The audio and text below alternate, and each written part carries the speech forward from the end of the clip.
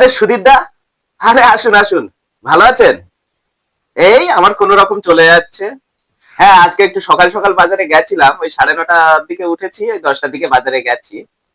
ভেবেছিলাম একটু দেরিতে যাব, ওই সব কেনাকাটা করার পরে লাস্টে যেগুলো বেঁচে থাকে ওইগুলোর একটু দাম কমে, তো ভেবেছিলাম ওই টাইমে যাব।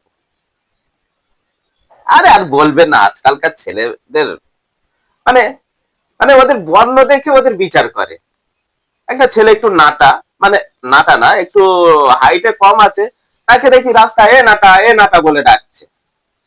আরে ওই ছেলেটা কালো।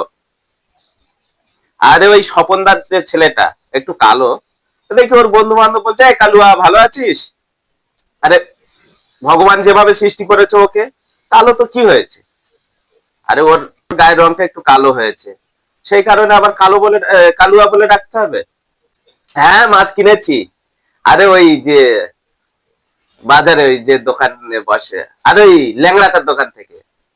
আরে ল্যাংড়া মানে ওই যে একটু খড়িয়ে খড়িয়ে হাঁটে, ওই ল্যাংড়াটার দোকান থেকে আমি মাছ কিনেছি।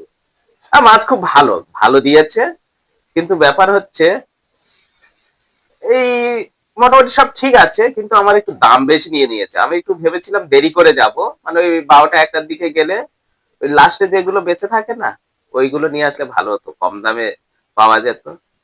ঠিক আছে। আরে আমি একটু মৃদু ব্যয়, তাই বলে আমাকে সবাই কঞ্জুস মাল বলে ডাকবে? আবার কঞ্জুস বলবি বল, আবার বলছে কঞ্জুস মাল।